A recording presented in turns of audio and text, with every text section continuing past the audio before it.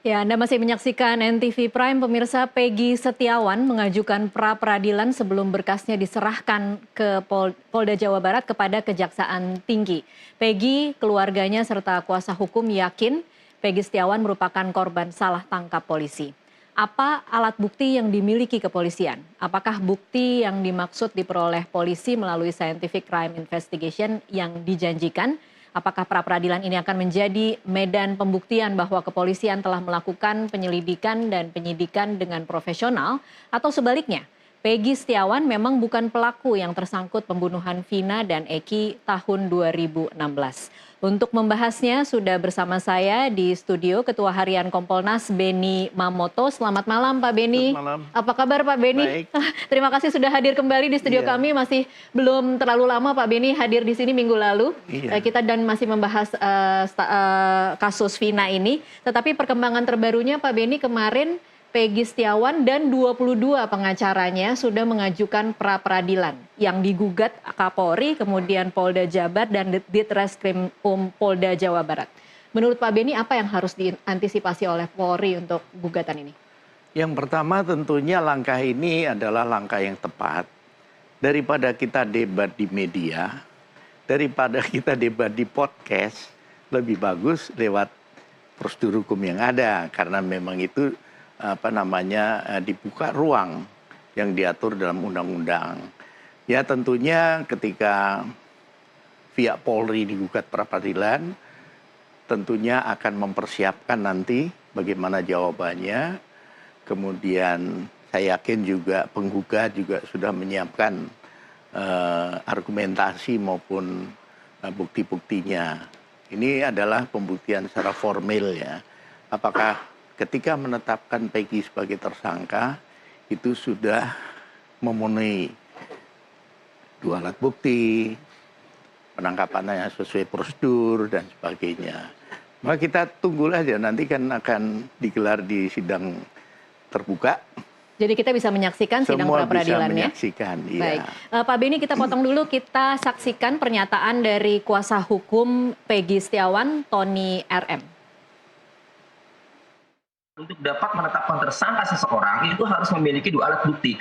Ini yang kami persoalkan agar penyidik menunjukkan kepada majelis hakim, kepada hakim tunggal kalau Prapit ya, kepada hakim agar menunjukkan, coba kami juga penasaran bukti apa. Nah, ketika ya tanda-tandanya bahwa kami sudah mempunyai saksi-saksi sampai valid ya, sampai banyak beberapa orang bahwa Peggy Setiawan berada di Bandung. Nah, ketika akun medsos Peggy Setiawan juga menunjukkan serangkaian postingannya memang Peggy Setiawan berada di Bandung, bukan di Cirebon. Kemudian ketika penyidik juga tiba-tiba karena jawaban Peggy Setiawan yang konsisten tidak melakukan, tidak mengakui memang tidak melakukan, tidak merasa melakukan tindak pidana.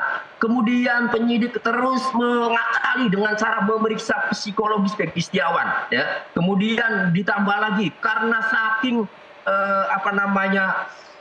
konsistennya tetap berpendirian bahwa tidak mau dilakukan tes kebohongan. Tanda-tanda itu ya itu menunjukkan bahwa alat bukti yang dimiliki oleh penyidik itu kami menilai itu lemah. Oleh karena ini kembali kepada hakim. Kalau hakimnya masuk angin, tentu gugatan pra-peradilan ditolak. Tetapi kalau hakimnya tidak masuk angin, ya kami ini pengalaman, kami ini praktisi, ya kami ini sudah tahu lah, ya kalau hakimnya jujur fair, tidak masuk angin, insya Allah gugatan diterima. Ya, Pak Beni, Polri itu punya bukti kuat tidak sih ketika menetapkan Peggy sebagai tersangka? Jadi para penyidik ketika mengambil langkah tahapan penyidikan sampai dengan penetapan tersangka sampai dengan menahan, itu sudah berkalkulasi dengan risiko. Salah satunya adalah digugat. Oleh sebab itu, karena kasus ini sudah menjadi atensi publik, kemudian juga rangkaian kasus yang lama ya itu juga sedang diangkat. Tentunya penyidik akan ekstra hati-hati. Di samping itu, dari Mabes Polri pun sudah supervisi turun, sudah dibentuk tim asistensi. Ada tim asistensi sekarang? Ada, itulah yang betul-betul mengecek tahap demi tahap mana buktinya segala macam itu sudah.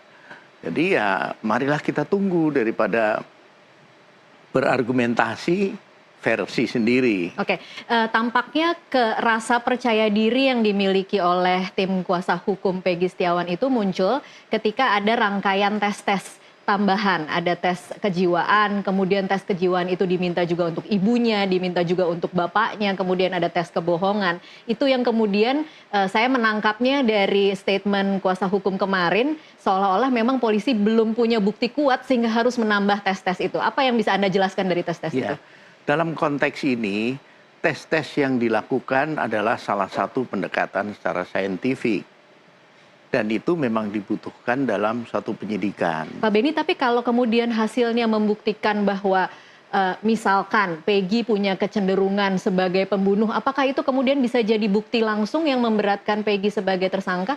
Nah, hasil nanti dari pemeriksaan psikolog forensik itu akan diberikan kepada penyidik dan itu nanti akan disampaikan di depan pengadilan. Makanya tidak diumumkan. Ada penilaian bahwa ketika tidak diumumkan maka ini tidak transparan. Bukan begitu. Jadi dalam penyidikan itu ada aturan-aturan pengertian transparansi. Sini jangan dipikir semuanya dibuka. Tidak. Bayangin saja. Diatur bahwa yang boleh minta kopi berita acara itu tersangka. Sekarang kalau semua saksi yang diperiksa, kemudian berita acara itu beredar kemana-mana, pembuktiannya kacau. Yang sana menyiapkan strategi untuk bagaimana lolos, itu wajar. Sementara penyidik, bagaimana untuk membuktikan kasus ini, dibuat terang, siapa pelakunya dan sebagainya. Jadi kembali, ada mekanisme sendiri, pengertian keterbukaan itu seperti apa, itu ada aturannya. Tapi lagi-lagi Pak Beni, tes kejiwaan itu kemudian bisa digunakan sebagai alat bukti? Tidak, itu nanti akan menjadi bahan pertimbangan hakim. Ketika dibacakan nanti hasilnya tuh begini, orang ini profilingnya, hasil profilingnya tuh seperti ini dan sebagainya. Publik bisa percaya bahwa hasil itu tidak diintervensi? Seorang ahli itu disumpah. Dia terikat kode etik. Kalau dia menyimpang dari itu ada sanksi etik. Mana sih orang mempertaruhkan reputasi, nama baiknya, kredibilitasnya, sehingga hancur hanya gara-gara misalkan menuruti bisikan dari mana? Tentunya tidak. Dan ini kan bisa di cross check juga dengan pihak lain.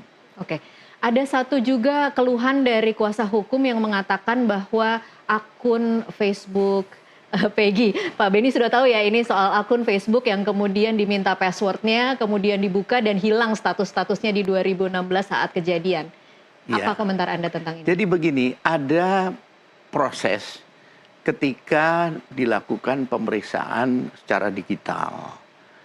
Tentunya perlu dibuka menggunakan password.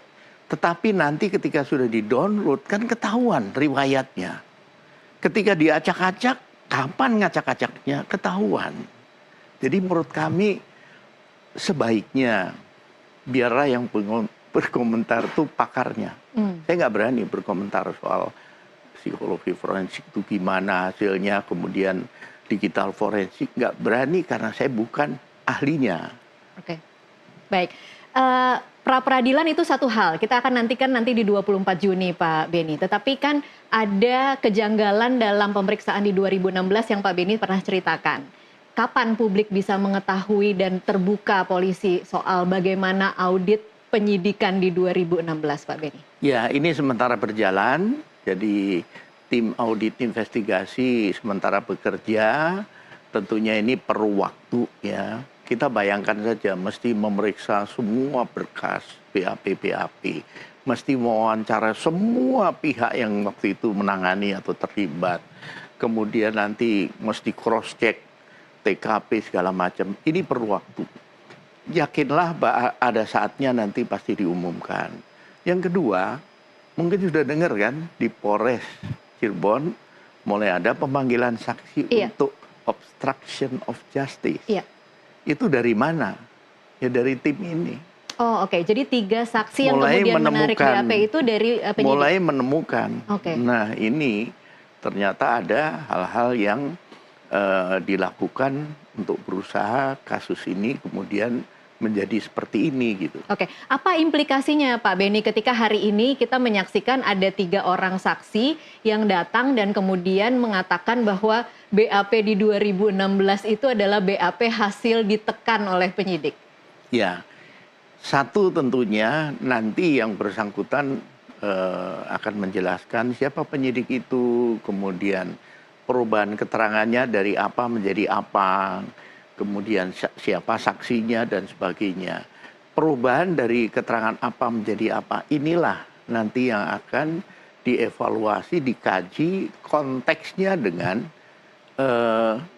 bagaimana sih membuat terang perkara ini kemudian terganggu mungkin, kemudian belok mungkin. Nah itu akan nanti hasilnya kita bisa lihat dari hasil evaluasi akhir ketika nanti tim ini sudah bekerja. Oke, kapan kira-kira Pak Beni?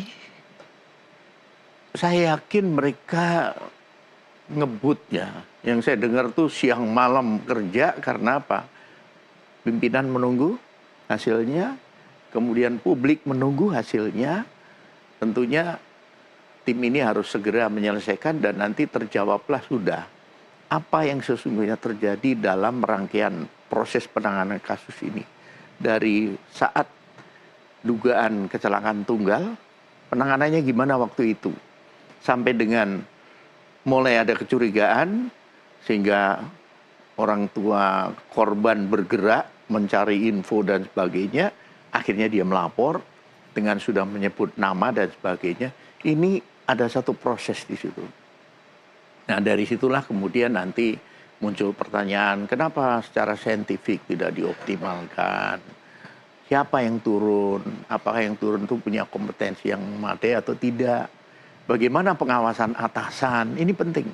Oke, kita bisa berharap bahwa itu nanti akan dibuka dengan terang, Pak Beni. Di luar pra-peradilan ya, karena ini kan adalah hal yang berbeda tentang bagaimana penanganan di 2016 itu mungkin tidak akan terlalu dibuka di pra-peradilan PEGI. Tetapi masyarakat butuh tahu dan butuh percaya lagi pada Polri. Betul, jadi dalam rangka mengembalikan kepercayaan publik kepada Polri, jawabannya satu, transparansi. Transparansi dari hasil audit. Apa yang sesungguhnya terjadi? Kalau ada kelemahan, ini menjadi bahan evaluasi ke depan untuk tidak terulang. Kemudian siapa yang harus bertanggung jawab, dimintain bertanggung jawab. Apakah secara etik, apakah disiplin, kemudian akan dikaitkan nanti hasil ini dengan bagaimana proses pembuktian di pengadilan. Karena sekali lagi ini kan rangkaian ya, nggak bisa dipotong-potong. Ini hasil penyidikan, limbahkan ke jaksa, jaksa penuntut umum mempelajari, menilai lengkap. Tanggung jawab beralih, kemudian disusun dakwaan, maju ke pengadilan. Ini rangkaian. Di pengadilan diuji PN, banding, kasasi. Sudah baca gerasinya, permohonan gerasi sudah ditolak. Anda mau mengatakan bahwa ini sebenarnya bukan hanya di Polri ya, rangkaiannya kemudian ada di jaksa, ada di hakim, kemudian ada banyak sekali yang terlibat dalam kalau memang ini dikatakan rekayasa. Oke. Dan ini ya bicara gerasi kan baru muncul sekarang. Kenapa enggak dari awal pengacara sudah ngomong bahwa ya kami sudah ngajukan gerasi tapi ditolak. Ngajukan gerasi berarti sudah ngakuin salah. Oke, siapa yang melakukan audit saat ini Pak Beni dan siapa yang nanti akan bertanggung jawab membuka ini semua? Ini tentunya dari jajaran pengawas internal, khususnya dari Irwasum Polri, kemudian dari bisa independen ya Pak Beni? Di Propam Polri. Bisa diyakinkan independen? Sekarang nggak ada yang bisa ditutupi. Misalkan ditutupi hasilnya seperti ini, kan orang yang diperiksa bisa nyanyi lagi. Nggak kayak gitu kok. Seperti itu. Yang kedua, kami dari pengawas eksternal aktif untuk mengawal kasus dari ini. Kompolnas. Kami dari Kompolnas. Jadi kami terus berkomunikasi, kami juga menjadwalkan ini. Yang jelas kalau nanti rekonstruksi kami diundang, kemudian nanti gelar, ada progres apa, gelar kami hadir. Nanti termasuk masalah hasil investigasi nanti. Tidak bisa ada rekayasa yang tidak terpantau oleh Kompolnas ya? Sekarang sulit. karena publik sangat cermat untuk mengikuti kasus ini, mengawasi kasus ini. Oke, baik. Pak Beni ditahan dulu, nanti kita lanjutkan di segmen selanjutnya. Pemirsa tetaplah bersama kami, NTV Prime masih akan kembali sesaat lagi.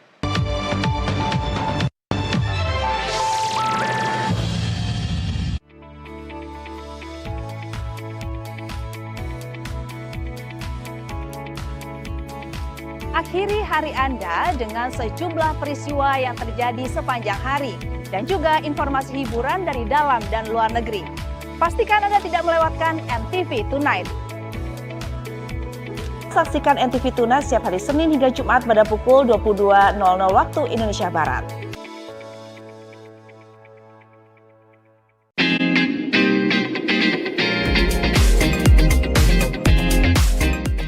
Ada 3 hal yang paling berharga di dunia ini: kasih sayang, keluarga, dan sahabat.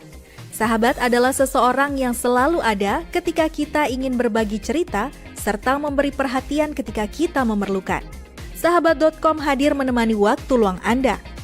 Sahabat.com, sumber informasi kita.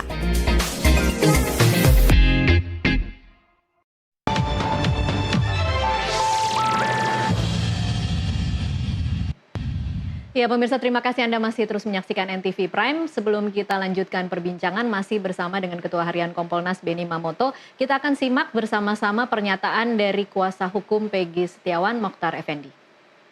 Agar Komisi Yudisial ini memonitor persidangan, terutama persidangan pra-peradilan. Pra-peradilan telah kami daftarkan kemarin. Dan insya Allah tidak begitu lama lagi akan sidang. Perkaranya Peggy Setiawan ini, Peggy Setiawan sampai detik ini saya berani mengatakan bukanlah pelaku kasus pembunuhan itu. Dia hanyalah korban penzoliman. Habisnya sehari tanggal 10. Sampai sekarang surat penahanan tidak diberikan ke kami. Perpanjangan penahanan tidak diberikan ke kami. Loh, ini maksud saya perkara ini kan perkara yang sangat perhatian publik. Kok berani-beraninya gitu dari Polda itu tidak perpanjangan penahanan tidak diberikan ke kami gitu loh. Ya pemirsa, itu tadi pernyataan dari kuasa hukum Peggy Setiawan, Mayor TNI Purnawirawan Marwan Iswandi. Saya akan langsung tanya komentar Pak Beni. Pak Beni, ini sudah di bawah mikroskop tetapi ada saja kesalahan-kesalahan polisi. Jadi catatan Kompolnas tidak bahwa ini sudah lewat 2 hari dari batas penahanan Peggy tetapi tidak ada surat yang diberikan kepada pengacara. Ya, karena kami mantan penyidik ya. Saya yakin perpanjangan sudah dan sudah keluar, tinggal memberikan. Nah, bagaimana teknis memberikan, ini kan nanti ada tanda terimanya, tanggal diterima dan sebagainya. Tapi yang jelas penyidik wajib menyerahkan itu kepada keluarga atau penasihat hukumnya.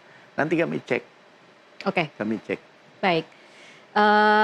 Harusnya hari ini kita juga mengundang mantan Kabar Eskrim Polri, Bapak Susno Duaji, tetapi hingga saat ini masih belum bisa bergabung bersama kami. Tapi saya ingin mengutip ada satu statement dari Pak Susno mengatakan diperlukan kejujuran dari penyidik Polri, jaksa, dan hakim pada semua level untuk perkara ini agar sesuai dengan keadaan sebenarnya dan bukan skenario rekayasa.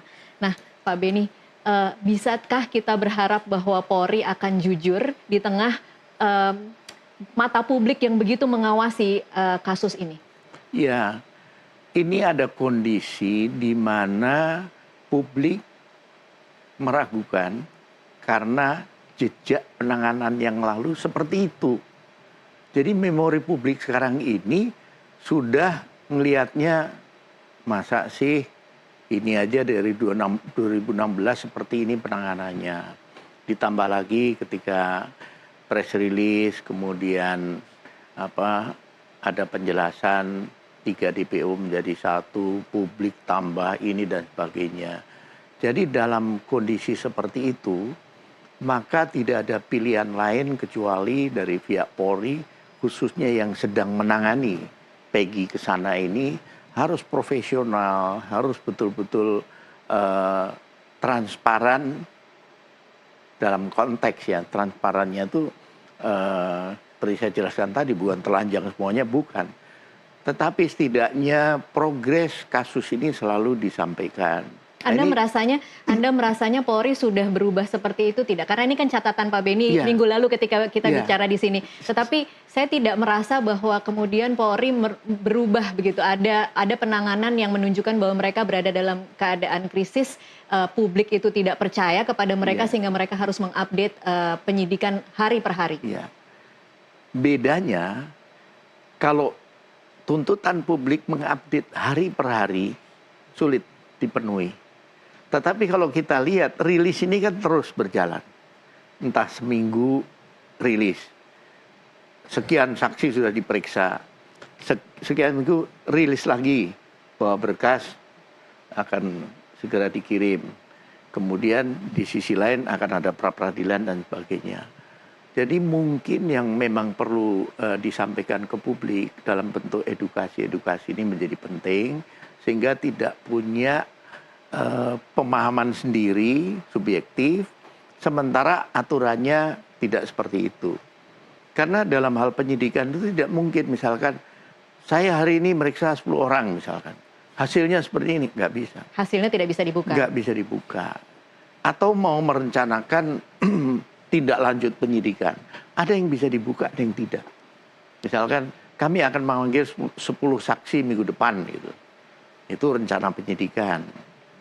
Siapa saja yang dipanggil, itu ada yang diumumkan, ada yang tidak. Artinya itu juga pertimbangannya itu bagaimana penyidikan ini bisa berjalan lancar, tidak ada gangguan. Karena apa? Ketika satu saksi diumumkan, sekarang kan bisa tiba-tiba ada orang datang mempengaruhi, nggak usah datang atau ini. Karena kondisinya sekarang lagi menjadi perhatian publik. Sehingga ada hal-hal yang memang tidak dibuka, tetapi itu tetap jalan. Oke. Jadi sekali lagi tadi kami sampaikan bahwa dalam kondisi sekarang ini, ketika Polri ingin mengembalikan kepercayaan publik, maka mau tidak mau harus kerja cepat, respon cepat. Ketika publik menyampaikan, ini ada saksi atau ini cepat panggil, hubungi, cross check hasilnya bagaimana.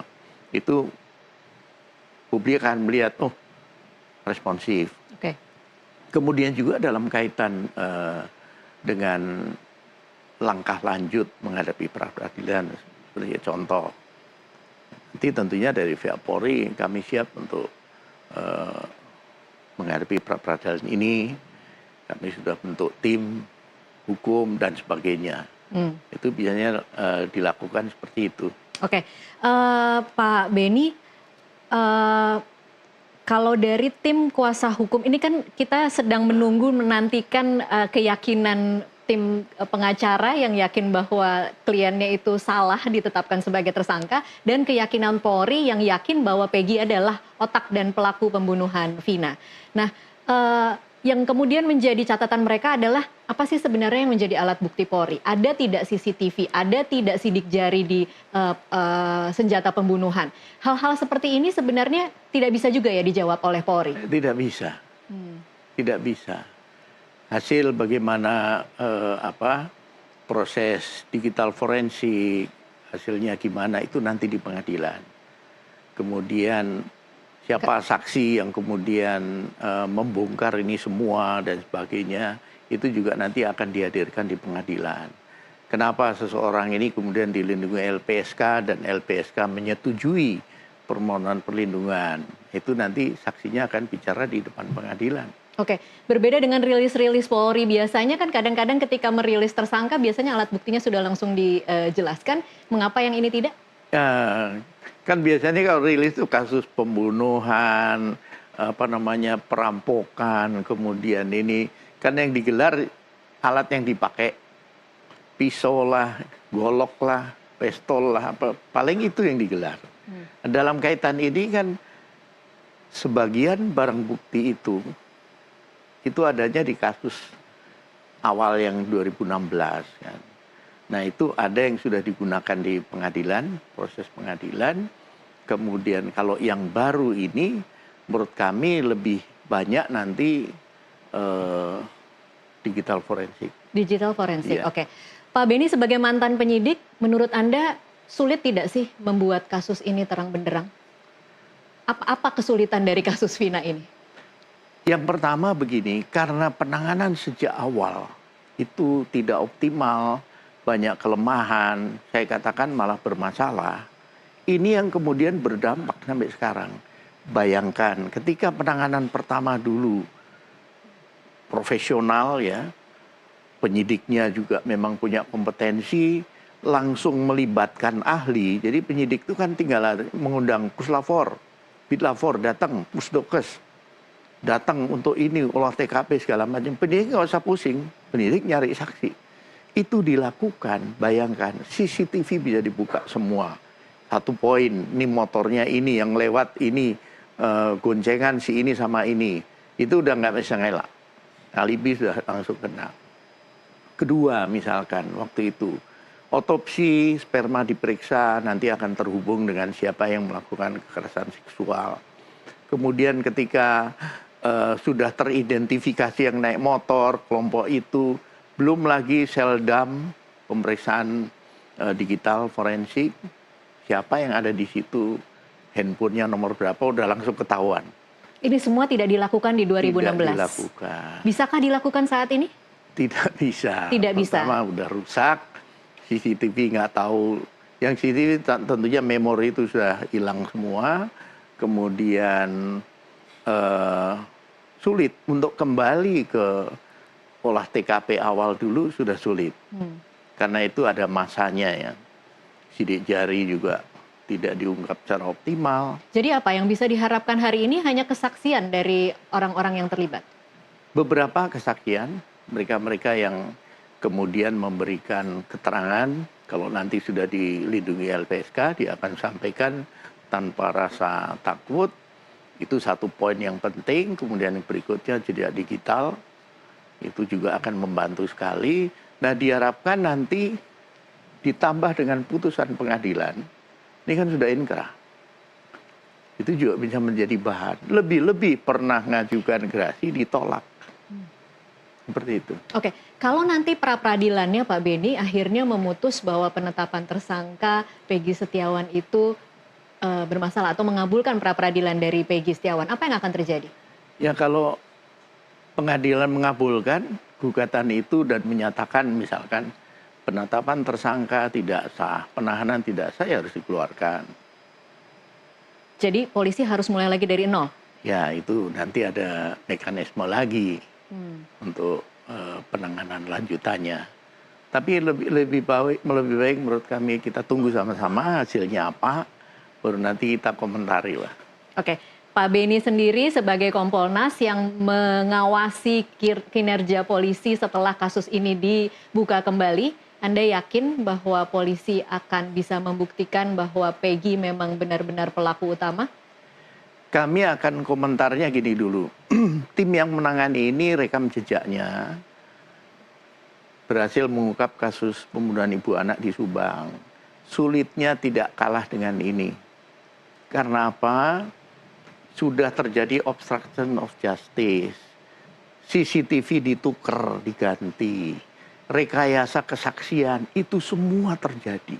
Barang bukti disembunyikan, padahal barang bukti itu baju pelaku utama yang ada bercak darah, darah ini darahnya anaknya.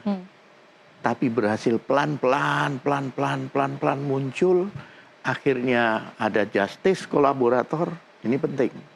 Terbukalah semua, selesai dan sudah di pengadilan. Oke. Jadi hari ini kita berharap ada justice kolaborator juga untuk saya kasus berharap ini? itu kemudian kita harus selalu optimis. Kalau tidak optimis, nggak usah kerja.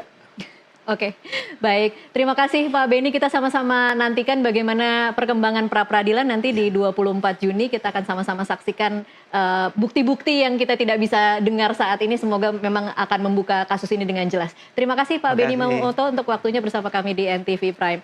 Dan pemirsa, demikianlah NTV Prime untuk saat ini. Saya Tasya Lutmila mewakili kerabat kerja yang bertugas mengucapkan terima kasih atas perhatian Anda. Jangan kemana-mana, tetaplah bersama NTV karena usaha